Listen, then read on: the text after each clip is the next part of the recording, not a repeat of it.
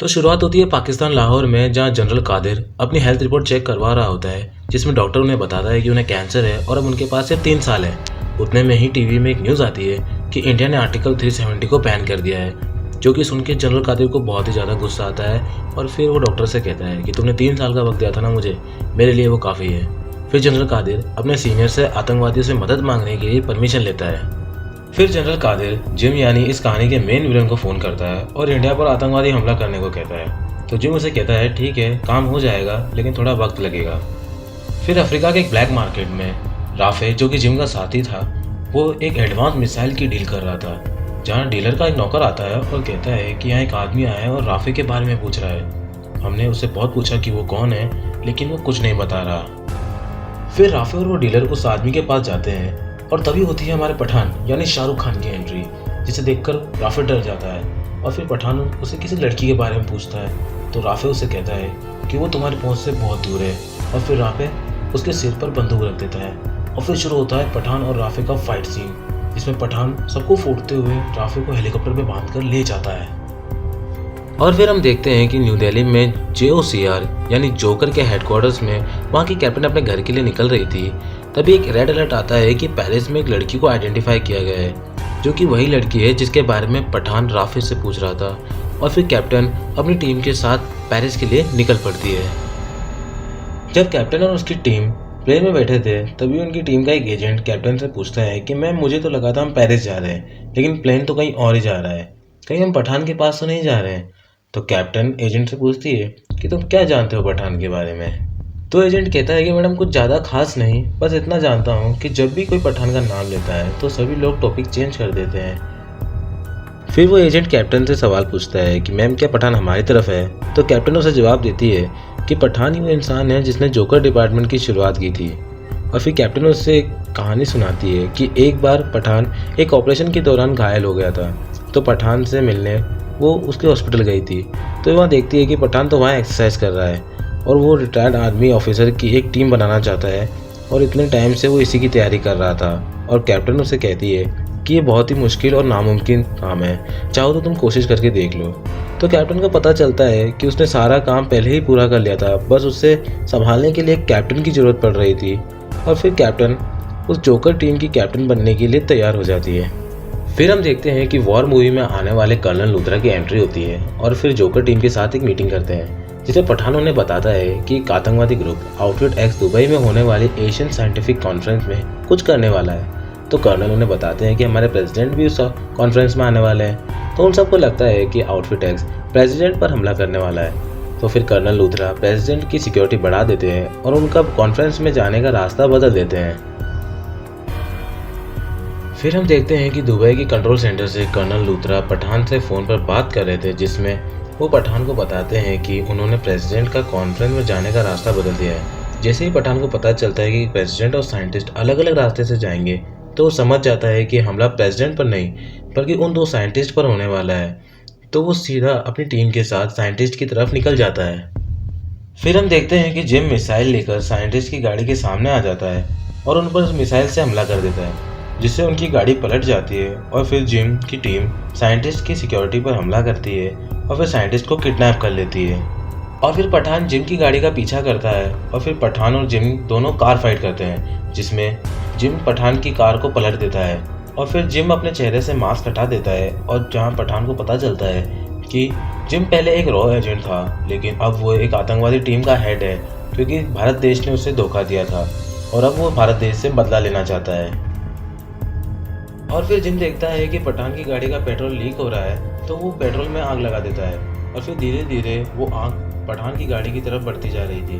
पठान और उसका एक साथी तो बच के निकल जाता है, लेकिन उसका एक साथी का पैर कार में फंस जाता है, तो वो बाहर नहीं निकल पा रहा था। पठान उसे बाहर निकालने की बहुत कोशिश करता है, लेकिन वो बाहर नहीं निकल पा रहा था और कार ब्लास्ट हो जाती है और उसके साथी की मौत हो जाती है। फिर उसके बाद पठान अपना हेड ऑफिस वापस आ जाता है और कर्नल लूथरा बताते हैं कि जिम और कबीर, या कबीर से मतलब ऋतिक रोशन के वॉर मूवी के कैरेक्टर से है, कि जिम और कबीर दोनों हमारे रॉक के बेस्ट एजेंट हैं। एक बार जिम को और उसकी फैमिली को आतंकवादियों ने किडनैप कर लिया और भारत सरकार से 10 करोड़ की मांग की, लेकिन भारत सरकार ने मना कर दिया क्योंकि वो आतंकवादियों से समझौता नहीं करते हैं और उनके परिणाम स्वरूप उन्होंने जिम की फैमिली को मार दिया। फिर पठान कहता है कि सर आपकी एक गलती की सज़ा आज पूरा देश भुगतेगा। फिर उसके बाद हम देखते हैं कि पठान अपनी टीम के साथ जिम का प्लान जानने के लिए उसकी सारी ऑनलाइन मूवमेंट चेक करते हैं और उन्हें एक रक्तबीज नाम के बारे में पता चलता है, जिसे सुन के उन्हें लगता है कि एक कोड वर्ड है। और फिर उन्हें पता चलता है कि एक पाकिस्तानी डॉक्टर रुबीना मोहसिन के अकाउंट से करोड़ों रुपए रिटायर्ड आर्मी ऑफिसर्स के अकाउंट में ट्रांसफ़र किए गए हैं। जब उसका अकाउंट हैक किया जाता है तो उन्हें पता चलता है कि वो स्पेन के लिए रवाना हो रही है और उसकी जासूसी करने के लिए पठान भी उसका पीछा करता है। और फिर शुरू होता है सॉन्ग बेशरम। गाना खत्म होने के बाद हम देखते हैं कि पठान उसका पीछा करता है और उसे वहाँ पता चलता है कि वो जिम के साथियों में से ही एक है। और फिर जिम के साथी उसे पकड़ लेते हैं। उसके बाद हम देखते हैं कि जिम उसको अपनी टीम में शामिल होने के लिए कहता है। जब पठान जिम के दिए ऑफर के लिए मना कर देता है तो जिम अपने साथियों को पठान को मारने के लिए कहता है। और फिर उसके बाद उसके साथी जब उसे मारने ही वाले होते हैं तो रुबई उसे बचाती है और सभी को मारने लगती है। और फिर उनसे लड़ते लड़ते रुबई को गोली लग जाती है और पठान उसकी जान बचाता है और उसे वहाँ से निकालता है। गोली लगने की वजह से रुबई बेहोश हो गई थी और जब उसको होश आता है तो वो होटल के कमरे में थी, जहाँ पठान आता है और उससे पूछता है कि आखिर तुमने मेरी जान क्यों बचाई। तो उसे बताता है कि उसे जो चीज़ चाहिए उसे तुम्हारे साथ ही मुमकिन है। तो पठान पूछता है कि तुम्हें ऐसी क्या चीज़ चाहिए। तो उसे बताती है कि जिम रक्तबीज को लेकर कुछ प्लान कर रहा है और वो जो कुछ भी है वो रशिया के वॉच टावर में है और ये सिर्फ तुम्हारे साथ ही मुमकिन है। इसलिए उसके पास सिर्फ 7 दिन है, क्योंकि 7 दिन बाद जिम उसकी डिलीवरी कलेक्ट करेगा। फिर उसके बाद पठान रुबई को बिल्डिंग और लॉकर के बारे में समझाता है। वो उसे बताता है कि रक्तबीज दुनिया के सबसे सेफेस्ट लॉकर में बंद है और उसे पाने के लिए हमें चाबी और ताला दोनों चुराने होंगे। चाबी और ताला दोनों एक फिंगरप्रिंट लॉकर में बंद है जो कि बिल्डिंग से 12 किलोमीटर की दूरी पर है और वो भी अलग अलग डायरेक्शन में। और उसे चुराने के लिए हमें उसके मालिक के फिंगरप्रिंट चाहिए होंगे। फिर उसके बाद पठान और रुबई दोनों लॉकर के फिंगरप्रिंट लेने के लिए जुट जाते हैं।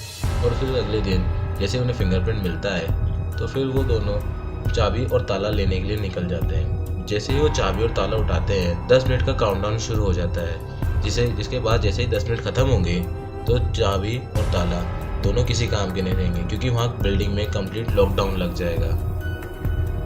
चाबी और ताला लेने के बाद रुबई और पठान दोनों प्लेन की मदद से बिल्डिंग तक जाते हैं। जब पठान और रुबई लॉकर खोलते हैं तो पठान फिर रक्तबीज लेने के लिए नीचे कूदता है और फिर जब वो वापस आने के लिए ऊपर चढ़ता है तो रुबई उसे रक्तबीज मांगती है और वो उसे रक्तबीज दे देता है। जब वो ऊपर चढ़ता है तो वो देखता है कि रुबई उस रस्सी को काट रही थी। तो अब हम देखते हैं कि ये सब पठान से रक्तबीज चुराने का जिम का प्लान था। और फिर वो नीचे गिर जाता है और रशिया पुलिस पठान को पकड़ लेती है। उसके बाद रशियन पुलिस कैप्टन को वहाँ बुलाती है और उनसे पूछती है क्या आप इस आदमी को जानती हो। तो कैप्टन उसे पहचानने से मना कर देती है। उसके बाद रशियन पुलिस पठान को एक ट्रेन में ले जाती है, जहाँ रशियन पुलिस उसे मारने का प्लान बनाती है। जब ट्रेन उसे चलने के लिए स्टार्ट होती है तब अंदर के सब कैदी पठान को मारने की कोशिश करते हैं, क्योंकि ये सब रशियन पुलिस का प्लान था। फिर उसके बाद शुरू होती है पठान की ट्रेन में फाइट और यहाँ एंट्री होती है टाइगर की। टाइगर से मतलब है सलमान खान की टाइगर जिंदा है वाले कैरेक्टर से। उसके बाद पठान और टाइगर मिलकर फाइट करते हैं और सारे रशियंस को मार देते हैं। और फिर एक हेलीकॉप्टर पठान और टाइगर पर हमला करता है, जिसमें पठान और टाइगर मशीन गन से उस हेलीकॉप्टर पर जवाबी हमला करते हैं। लेकिन हेलीकॉप्टर ब्रिज पर जाकर क्रैश हो जाता है और ट्रेन खाई में जाकर गिर जाती है। लेकिन पठान और टाइगर समय पर वहाँ से निकल जाते हैं। पठान और टाइगर वहाँ से जा रहे होते हैं, तभी टाइगर पठान से कहता है कि मैं एक बहुत ही बड़े मिशन में जा रहा हूँ और टाइगर को पठान की ज़रूरत पड़ सकती है, तो प्लीज़ जिंदा रहना। और फिर कैप्टन की कहानी पूरी होती है और वो पठान से मिलने जाती है और वहाँ हमें पता चलता है कि कैप्टन रशियन जेल में सिर्फ इसलिए आई थी ताकि पठान को एक मैसेज दे सके कि टाइगर आ रहा है। और ये कैप्टन ने उसे कोड लैंग्वेज के ज़रिए बताया था। और फिर कैप्टन उसे रुबई की लोकेशन बताती है और फिर पठान समझ जाता है कि रुबई उससे मिलना चाहती है और फिर पठान पेरिस के लिए निकल जाता है। जब पठान रुबई से मिलता है तो वो रुबई से पूछता है कि तुम मुझसे मिलना क्यों चाहती थी। तो वो पठान को बताती है कि रक्तबीज एक स्मॉल पॉक्स नाम का वायरस है, जिसे जिम ने डॉक्टर साहनी की मदद से अपग्रेड करवाया है और अब वो एक पूरे देश को कुछ घंटों में ख़त्म कर सकता है। तो पठान उससे पूछता है कि आखिर ये सब वो किसके कहने पे कर रहा है। तो रुबई उसे बताती है कि जिम ये सब जनरल कादिर के कहने पर कर रहा है। जब इंडिया ने आर्टिकल 370 बैन कर दिया था तो उसने पूरे भारत देश से जंग छेड़ दी थी।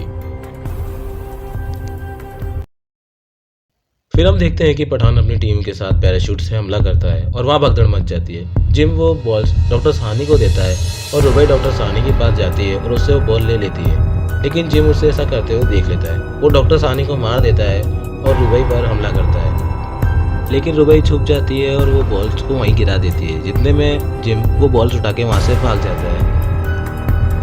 जब जिम बाइक पर वहाँ से भाग रहा था तो पीछे से पठान भी उसका पीछा कर रहा था और उस पर फायरिंग कर रहा था। जब पठान उस पर फायरिंग कर रहा था तो एक बॉल नदी में गिर जाती है और वो नदी जमी हुई थी और जिम उस बॉल को लेने के लिए जमी हुई नदी पर कूद जाता है और उसे लेने के लिए आगे बढ़ता है। और फिर हम देखते हैं कि रुबई स्केट पर वो बॉल लेने के लिए दौड़ती है, लेकिन जिम उस पर एक बम फेंक देता है और वो बॉल के साथ नदी में डूब जाती है और पठान जिम का पीछा छोड़कर उसे बचाने के लिए भागता है। फिर हम देखते हैं कि पठान और रुबई लैब में वापस आते हैं जहाँ कर्नल लूथरा पठान से बॉल ले लेते हैं ताकि वो उस वायरस का इलाज बना सके और फिर रुबई को गिरफ्तार करने का ऑर्डर देते हैं। पठान उन्हें रोकता है, लेकिन वो पठान की बात नहीं मानते हैं। पठान रुबई से कहता है कि मैं तुमसे वादा करता हूँ कि मैं तुम्हें कुछ नहीं होने दूंगा। फिर उसके बाद कैप्टन लैब में जाती है जिसे एक सूट पहनाया जाता है और फिर साइंटिस्ट उन्हें बताता है कि इस बॉल में तो सिर्फ पानी भरा है। तभी वहाँ जिम का वीडियो कॉल आता है और जैसे वो वीडियो कॉल उठाती है तो जिम उसे कहता है कि जिस बॉल में तुम वायरस ढूंढ रहे हो वो ऑलरेडी तुम्हारे अंदर है,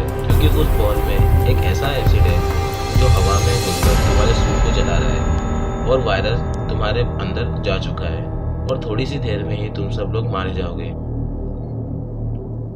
फिर उसके बाद हम देखते हैं कि कैप्टन लैब को लॉक करवा देती है और बाकी सभी को बाहर भेज देती है और कर्नल लूथरा को ऑर्डर देती है कि वो लैब को बॉम्ब से उड़ा दे।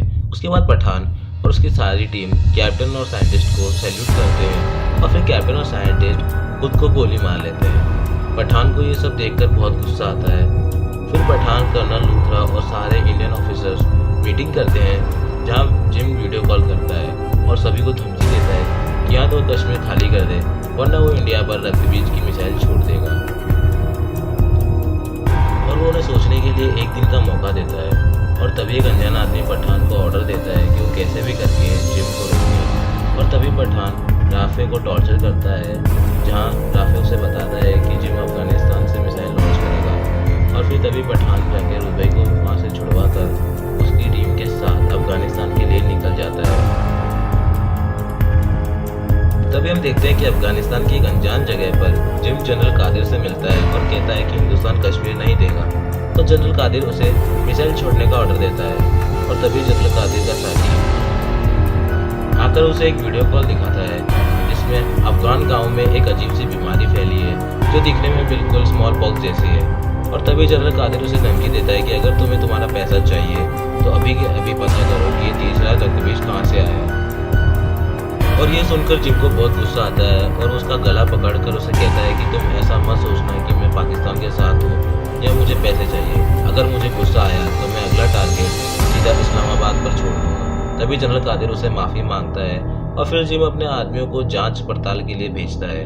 जब उसके आदमी वहां पहुंचते हैं तो देखता है कि ये सब पठान की चाल थी और फिर उनके सूट पहनकर जिम के पास जाते हैं और उस पर गन तांग देते हैं और फिर जिम जनरल कादिर को मिसाइल एक्टिव करने के लिए कहता है। जैसे ही सबकी नज़र मिसाइल पर जाती है तब जिम पठान के हाथों से गन छुड़वा देता है और जिम वहां से भाग जाता है। पठान अपनी टीम के लोगों को कहता है कि तुम लोग जाके चेक करो कि क्या इस मिसाइल को डीएक्टिवेट किया जा सकता है और फिर पठान जिम का पीछा करता है। जब पठान जिम का पीछा करता है तो पठान देखता है कि जिम जेट पैक पहनकर वहां से उड़कर भाग जाता है। तो फिर पठान भी जेट पैक पहनता है और जिम का पीछा करता है। जब पठान जिम का पीछा करता है तो रुबई उसे बताती है कि जिम ने वो बॉल मिसाइल में रखा ही नहीं है, वो बॉल जिम ने दिल्ली जाने वाली फ्लाइट में छुपा रखा है और उसे कैसे रोकना है ये सिर्फ जिम जानता है। और फिर हम देखते हैं कि जिम पीछे से पठान के जेट पर हमला करता है और वो जलने लगता है। तो पठान ऊपर जाता है और जिम के जेट पर कूद जाता है और जिम के जेट को क्रैश लैंडिंग करवा देता है, वो भी एक घर की तरफ, जहां जिम पठान को बताता है कि उस बॉल को रोकने के लिए सिर्फ इस रिमोट का इस्तेमाल किया जा सकता है और इसे लेने के लिए तुम्हें पहले मुझे मारना होगा। फिर पठान उस रिमोट को लेने के लिए जिम से फाइट करता है। जब जनरल लूथरा को पता चलता है कि प्लेन में वो बॉल रखा है तो प्लेन के पायलट को लैंड करने से मना कर देता है और उसे बताता है कि तुम्हारे प्लेन में एक बॉम्ब रखा है, इसलिए हमें इस प्लेन को ब्लास्ट करना होगा। और वो प्लेन की तरफ एक मिसाइल को एक्टिव कर देता है।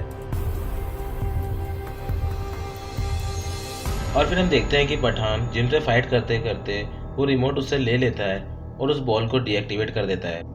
जैसे ही पायलट को पता चलता है कि वो टाइमर रुक गया है तो कर्नल लूथरा को मिसाइल को रोकने के लिए कहता है और कर्नल लूथरा मिसाइल को बीच रास्ते में ही ब्लास्ट करवा देते हैं। और फिर हम देखते हैं कि पठान जिम को खाई की तरफ फेंक देता है और पठान वहाँ देखता है कि जिम वहाँ पर लटका हुआ है। और पठान जिम से वो परमवीर चक्र वापस ले लेता है और कहता है कि तुम इस परमवीर चक्र के लायक नहीं हो, और उसे खाई में धक्का दे देता है। और फिर हम देखते हैं कि पठान जोकर के हेड ऑफिस वापस आ जाता है और कैप्टन की फोटो पर वो परमवीर चक्र रख देता है और कहता है कि इसके असली हकदार आप हो। और फिर वहाँ कर्नल लूथरा आ जाते हैं और पठान उनसे कहता है कि सर अब मैं यहाँ से जा रहा हूँ, अब हमारे रास्ते अलग अलग हैं। और फिर कर्नल लूथरा उससे कहता है कि अभी जंग खत्म नहीं हुई है, अभी एक ऐसी जंग बाकी है जहाँ ना अकेले तुम इस देश को बचा सकते हो, ना ही कोई टाइगर, ना ही कोई कबीर, हमें इन सब की जरूरत पड़ेगी। और यहीं ये मूवी खत्म हो जाती है। Yeah.